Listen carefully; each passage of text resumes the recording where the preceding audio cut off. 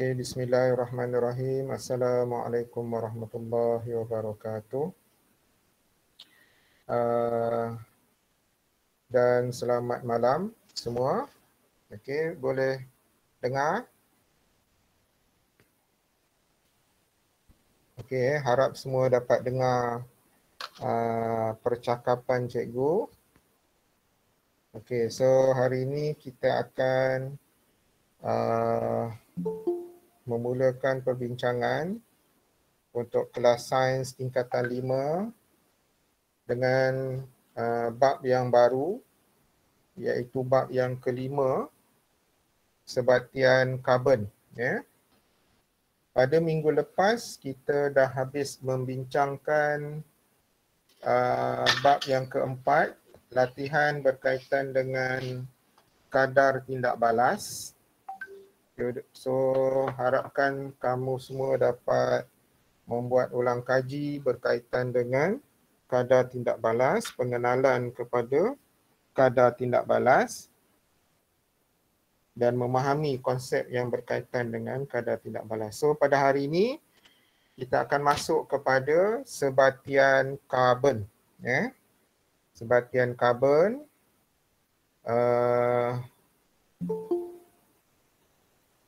Okay. Kita akan share dulu.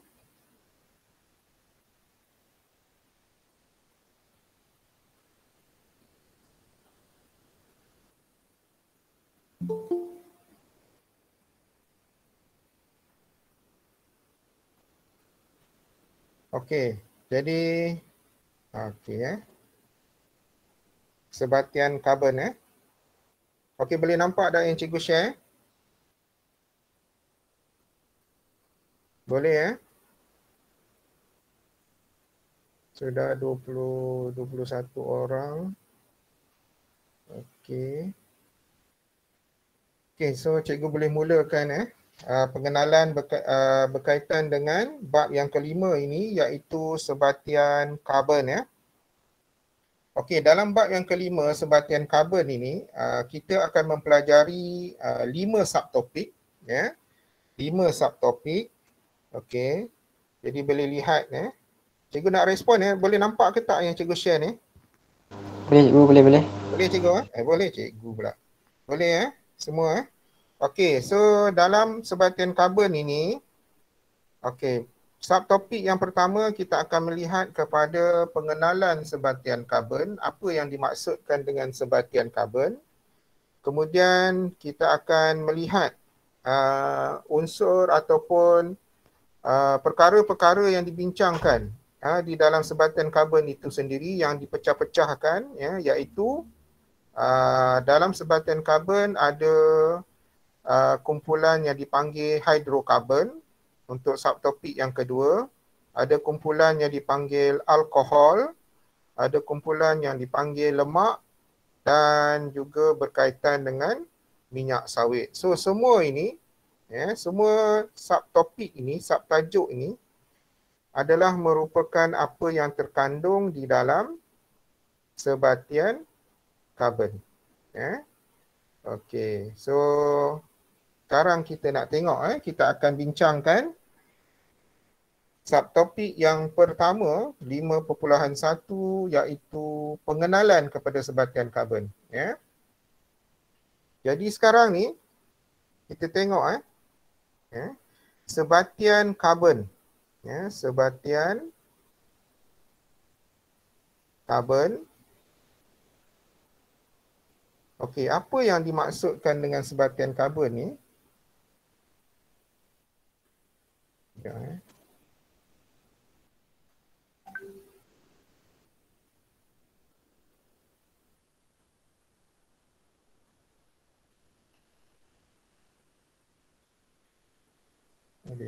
Ada yang baru masuk.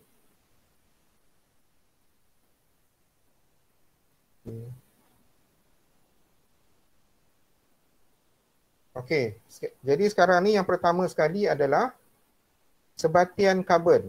Okey, sebatian karbon. Apa yang dimaksudkan dengan sebatian karbon? So sebelum sebatian karbon, perkataan sebatian ini Okey, apa maksud sebatian? Sebatian ni bermaksud sebatian ni bermaksud bahan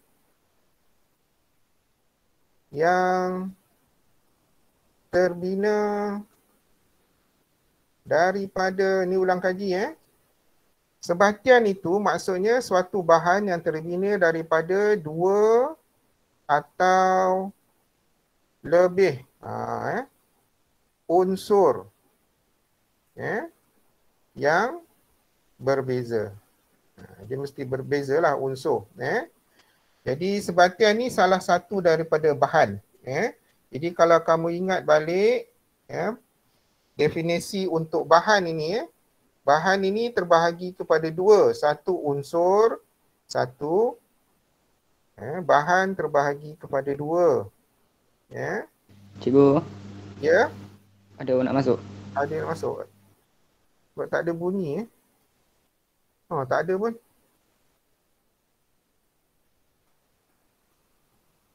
Tak ada sebarang notification lah sini. Semua boleh tengok ni kan. Sebab cikgu share entire screen ni, semua boleh tengok. Tak ada sebarang.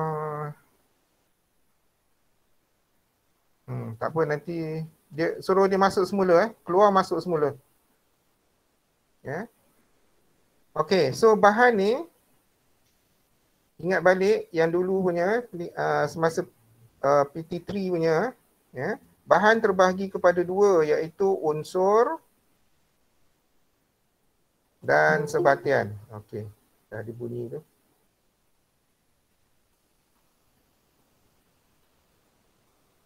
NG crack. Okey. Unsur dan sebatian. Okey. Ini yang kamu kena tahu Okey, so maksud sebatian seperti yang di atas Sebatian tu adalah bahan yang terbina daripada dua atau lebih unsur Jadi contoh-contoh sebatian ni semua kan ulang kaji lah saja ulang kaji air garam ni contoh-contoh gula, glukosa gula ni glukosa. Okey, unsur pula apa dia? Unsur adalah bahan yang terbina daripada satu jenis atom saja, satu jenis unsur saja. Contohnya semua jenis logam. Logam apa? Logam besi, logam aluminium. So besi tu satu unsur. Aluminium tu satu unsur. Zinc tu satu unsur. Zinc satu unsur. So macam tu. Satu logam tu sebagai satu unsur. Jadi kalau kamu ada besi, so besi itu adalah unsur, bukan sebatian. Sebab apa? Sebab besi dalam dia terbina daripada satu jenis atom saja. Satu jenis unsur saja, iaitu unsur-unsur besi. Begitu juga dengan zinc. Kalau kita ada zinc, atap zinc sebagai contoh.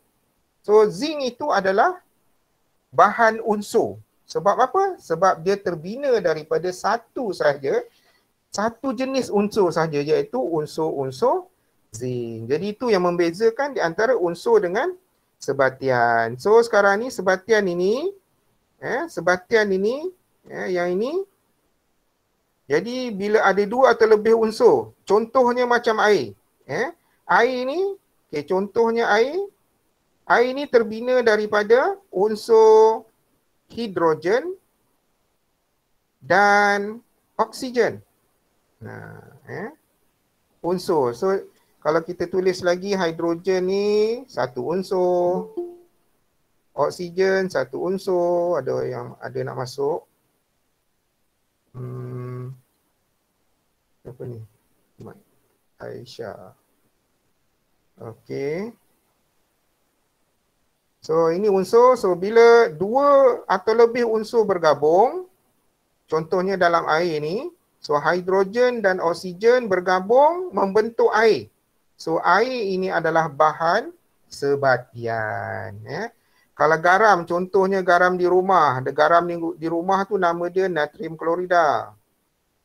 Natrium klorida. So natrium klorida ni garam yang ada di rumah tu, dia terbina daripada unsur natrium dan juga klorin. Okey, so Gabungan dua unsur ni membentuk garam natrium klorida. So natrium klorida adalah merupakan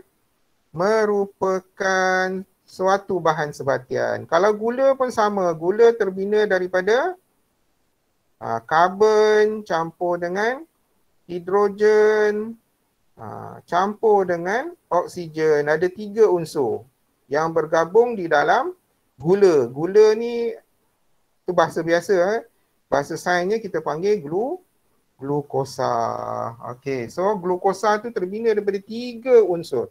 So glukosa atau gula kita panggil sebagai sebatian. So sekarang ni bila kita kata sebatian karbon, okey, apa yang dimaksudkan dengan sebatian karbon? Sebatian karbon ni adalah berdasarkan kita dah faham apa dia maksud sebatian. So kita boleh kata di sini sebatian karbon ni adalah bahan yang terbina salah satu unsurnya adalah karbon. Okey. Salah satu unsurnya adalah karbon. Salah satu. Jadi maksudnya kita dah tahu tadi bahawa sebatian bermaksud bahan yang ada sekurang-kurangnya 2 unsur. Dua unsur, sekurang-kurangnya ada 2 unsur. Jadi kalau sebatian karbon tu, kalau salah satu unsur yang ada adalah merupakan karbon, karbon adalah unsur, karbon adalah unsur. Jadi kalau salah satu unsur yang membentuk sebatian itu adalah karbon, maka kita sebut bahan itu, sebatian itu sebagai sebatian karbon. Senang saja. So contoh yang dah ada tadi sebenarnya ni lah, cikgu boleh sebut glukosa. Glukosa ni adalah merupakan sebatian karbon. Contohnya glukosa. Sebab apa? Sebab yang membentuk satu molekul glukosa tu adalah dia terbina daripada gabungan unsur karbon, unsur hidrogen dan unsur oksigen. So ada 3 unsur. Dan salah satu dia adalah karbon. Jadi bila salah satu daripada unsur yang membentuk sesuatu bahan itu adalah karbon, salah satu, so bahan itu kita boleh panggil dia sebagai sebatian karbon. Dia termasuk dalam sebatian karbon. So berdasarkan kepada kefahaman ini, so kita boleh tahu, kita boleh senaraikanlah banyak contoh-contoh sebatian karbon. So yang pertama kita boleh tengok sini glukosa. So yang kedua apa dia? Banyak contoh-contoh yang lain lah. Contoh yang lain tu sebenarnya yang ada di dalam subtopik yang kita akan belajar lah. Yang ini hidrokarbon, nanti kita akan tengok apa dia hidrokarbon, sebatian karbon. Alkohol ni sebatian karbon, lemak sebatian karbon, lemak dan minyak. Minyak sawit sebatian karbon dan banyak lagi. Contoh-contoh lain nanti contohnya gas karbon dioksida. Siapa masuk kat tu?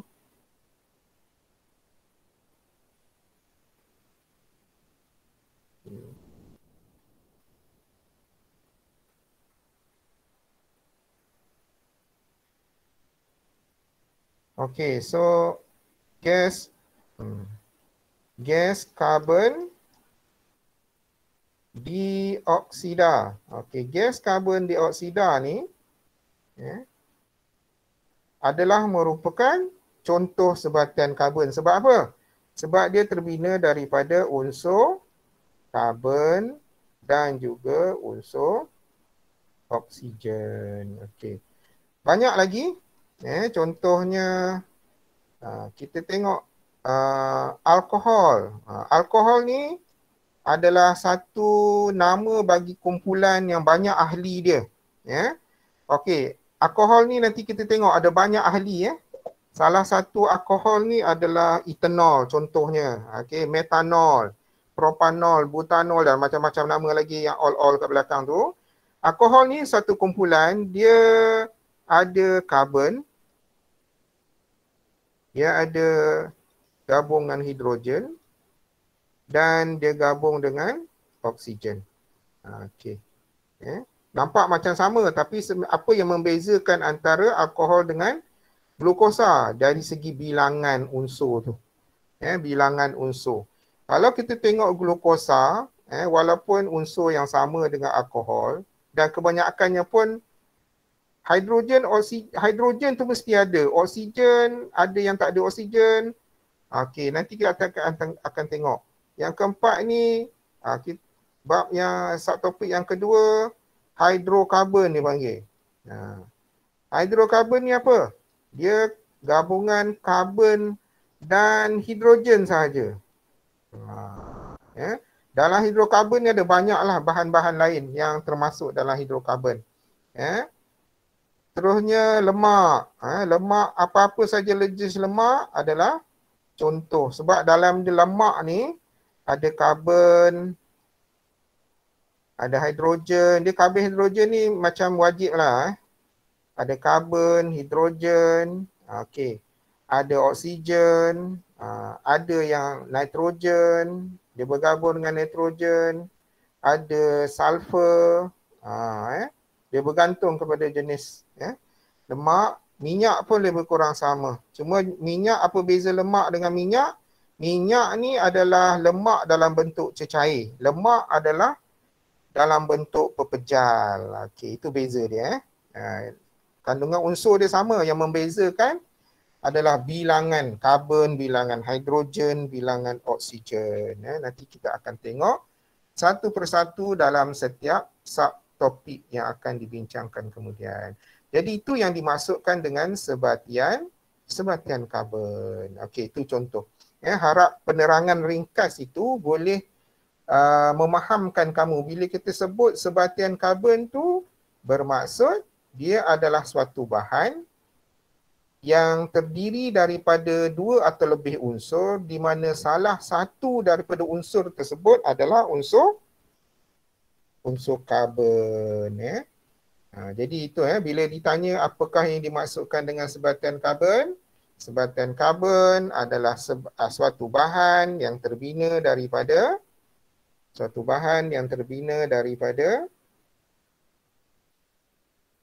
kalau laju bagi tahu.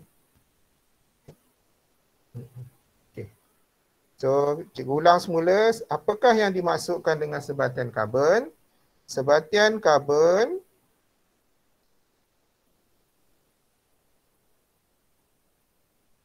adalah bahan yang terbina atau terdiri daripada dua atau lebih unsur di mana salah satu unsurnya adalah karbon. Okey, so itulah dia definisi bagi sebatian karbon. Contoh-contoh dia telah pun diberikan di atas. Okey, so itu dia. Harap kamu dapat faham. Yang penting faham dulu apa yang dimaksudkan dengan sebatian karbon. Okey, so seterusnya kita nak tengok pula sebatian karbon ni dari segi pembahagian dia macam mana. Sebatian karbon ini. So sebatian karbon, keseluruhan sebatian karbon ni macam mana pembahagian dia. Okey. Daripada banyak-banyak sebatian karbon so sebatian karbon ni boleh dibahagikan kepada dua jenis. Tolong ingat, dua jenis sebatian karbon. Yang pertama dipanggil sebagai sebatian karbon karbon organik. Organik. Ini kena ingat. Sebatian karbon organik. Ataupun kadang-kadang disebut sebatian organik saja. Karbon tu dia tak ni lah. Bila sebut organik je, maksud dia merujuk kepada sebatian karbon organik. Yang kedua adalah sebatian karbon bukan organik. Bukan organik. Okey, ni yang membezakan. Ni adalah pembahagian. Pembahagian sebatian karbon. Okey, jadi sekarang ni macam mana kita nak mengenali dan membezakan di antara sebatian karbon dan sebatian bukan sebatian karbon organik dan sebatian karbon bukan organik. Macam mana kita nak bezakan dia? Okey. Caranya dia melihat kepada definisi bagi sebatian tersebut. Okey, sebatian organik. Sebatian karbon organik ni, apakah sebatian karbon yang termasuk di dalam sebatian karbon organik ni? Okey, senang sahaja. Mana-mana sebatian karbon yang diperolehi dari sumber hidup. Sumber hidup. Maka dia dikategorikan sebagai sebatian karbon organik. Itu dia.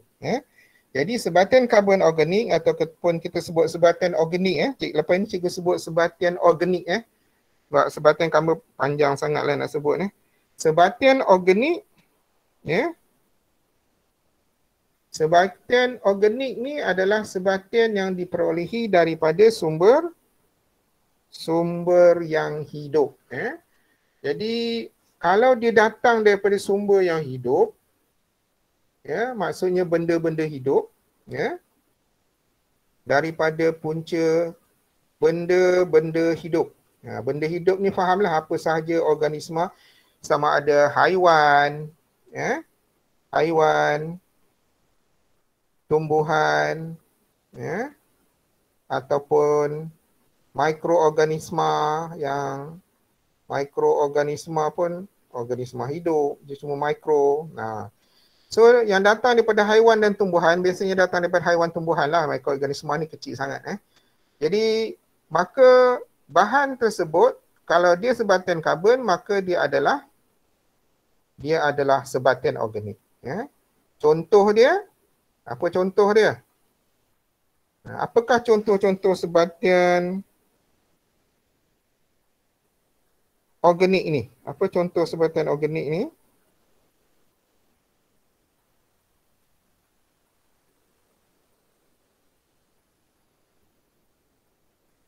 Okey, contoh dia. Okey, yang paling kita nak bincang sebenarnya adalah petroleum lah. Contoh dia yang pertama kita boleh tulis sini petroleum. Jadi mungkin ada yang berfikir, macam mana lah petroleum ni datang daripada benda hidup? Nanti kita akan tengok. Petroleum ni memang sebenarnya adalah daripada benda hidup. Okey, kemudian arang batu, arang kayu, batu, natural gas ataupun gas asli, kemudian sutera, kemudian yalah, kita boleh tulis kata karbohidrat, protein. Ni semuanya protein. Ni semua adalah organik lah. 7 ni lemak. Ni semua adalah contoh-contoh. Kalau sebatian organik ni Kalau sebatian karbon ni datang dari diperolehi daripada contoh-contoh ni, yang ini adalah contoh-contoh hidup, maka sebatian karbon itu adalah sebatian organik. Macam tu cara dia. Harap boleh dapat bezakan. Nanti kita tengok pula. Apakah yang dimaksudkan pula dengan bukan organik.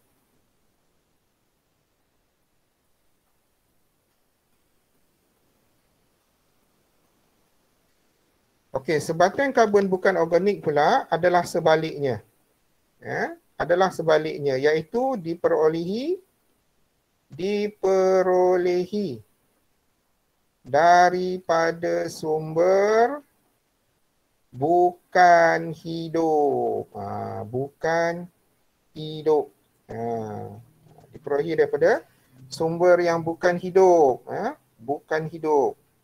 Apakah sumber bukan hidup? Daripada mana? Okey, contohnya sumber bukan hidup, udara.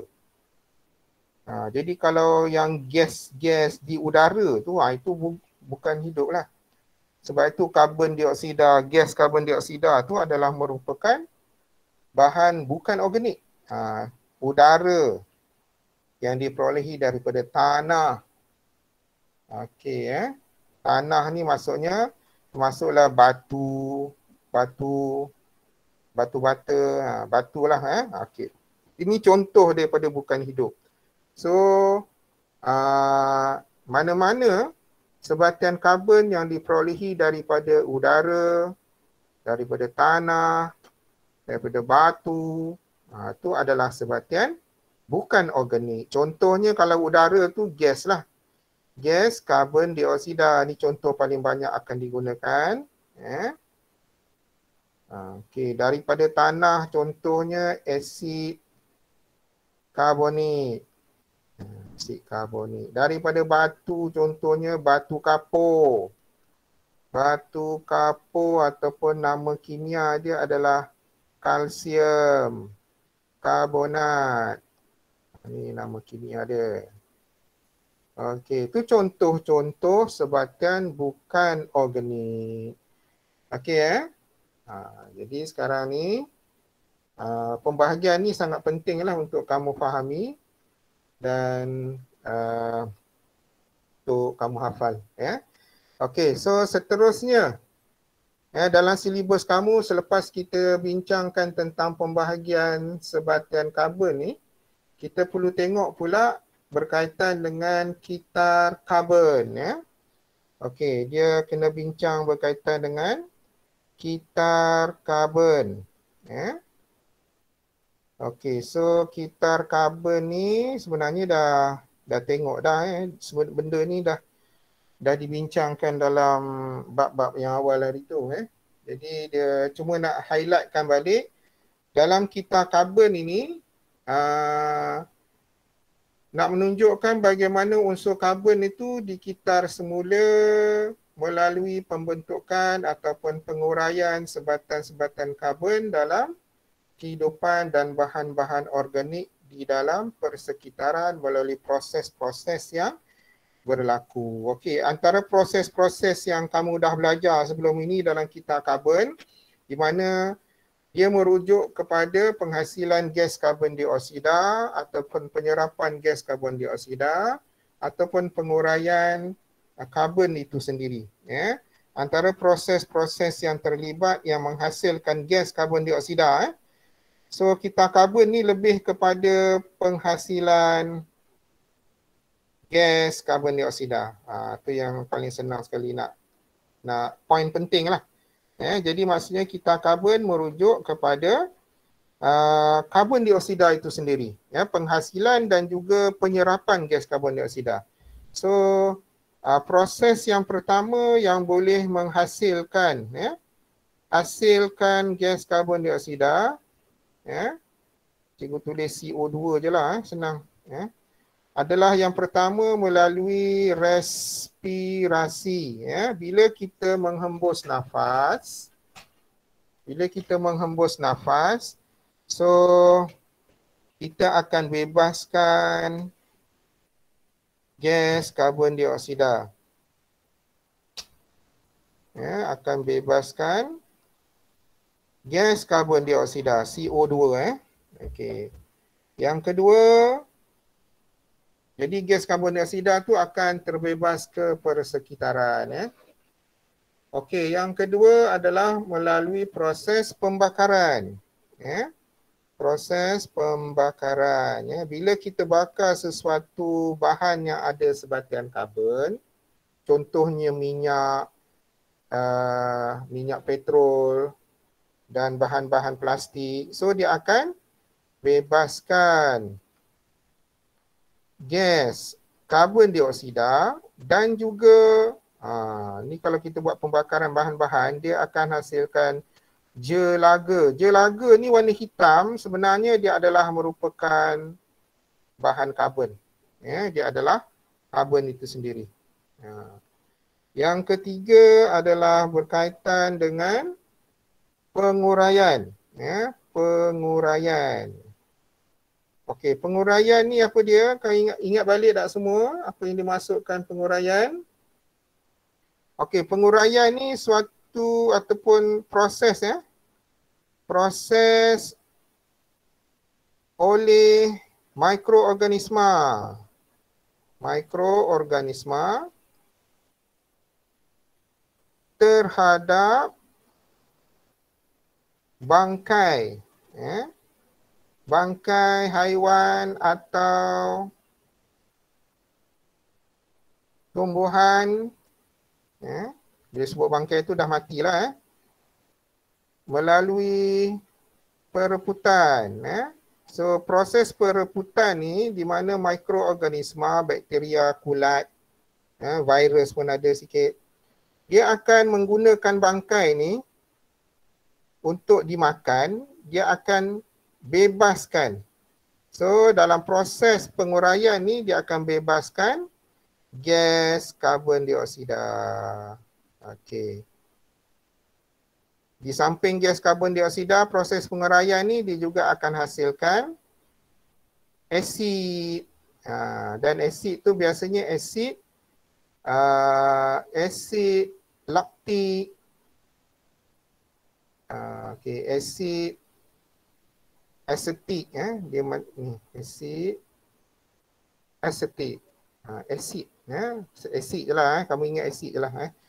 Jadi asid ni menyebabkan baulah bangkai tersebut. Bangkai tu berbau busuk dan masam. Jadi itu salah satu hasil dia. Di samping daripada menghasilkan gas karbon dioksida.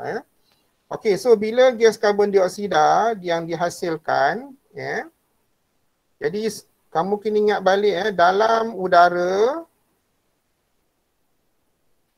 udara kandungan karbon dioksida ni adalah sebanyak, siapa ingat berapa peratus kandungan karbon dioksida di dalam udara?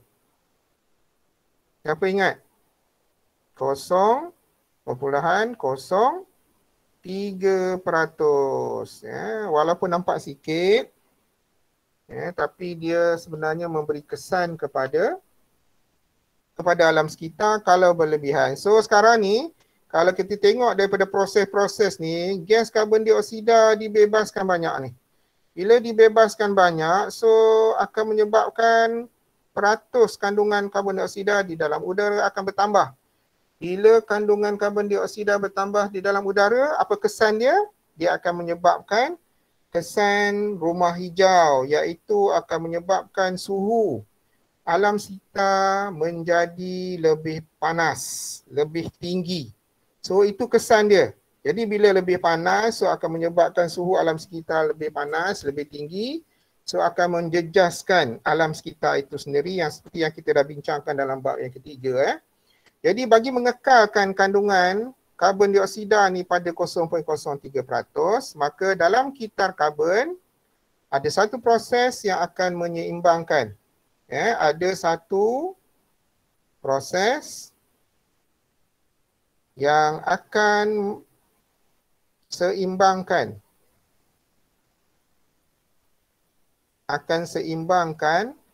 Gas karbon dioksida ni. Iaitu proses apa? Siapa tahu? Foto, fotosintesis. Ya, okey. Proses fotosintesis yang berlaku pada tumbuhan-tumbuhan berdaun hijau. Jadi dalam proses fotosintesis, di mana kita sudah tahu dia digunakan untuk membuat makanan, membuat makanan. Makanan di sini maksudnya kanji lah. Daripada kanji dia akan tukar nanti kepada glukosa. Okey. Jadi dalam proses membuat makanan ini melalui fotosintesis, gas karbon dioksida akan diserap dari udara. Akan diserap daripada udara. Jadi semua gas karbon dioksida yang dibebaskan melalui proses respirasi, pembakaran, penguraian ini akan diserap semula oleh pokok-pokok berdaun hijau untuk melaksanakan proses fotosintesis. So dengan cara ini akan menyebabkan kandungan karbon dioksida di dalam udara akan menjadi lebih stabil dan seimbang. Jadi tidak adalah berlaku apa-apa perubahan kepada alam sekitar dari segi kitar karbon. Jadi kitar karbon dapat dikawal dengan sebaik mungkin. Okey, so yang itu yang dimaksudkan dengan kitar karbon dalam kes ini. Okey, jadi kalau kita lihat balik kepada buku teks, buku teks kita.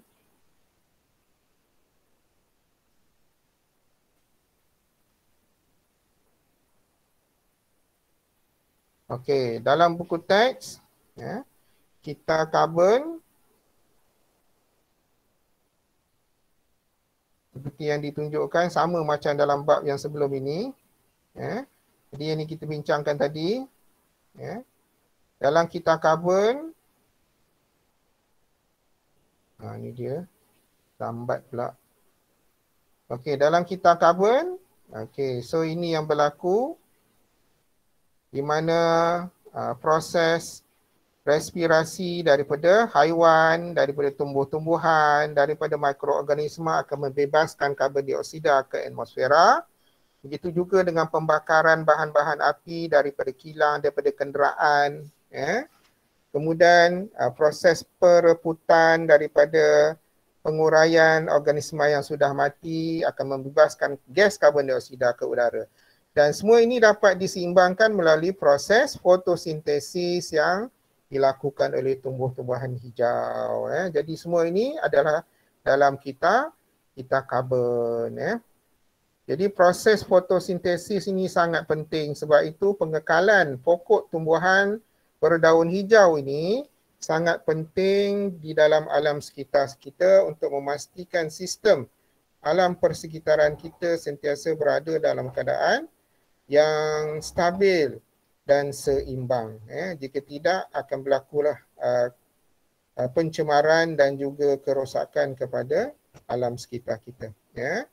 Jadi itu adalah subtopik yang pertama, iaitu 5.1 berkaitan dengan pengenalan sebatian karbon. Jadi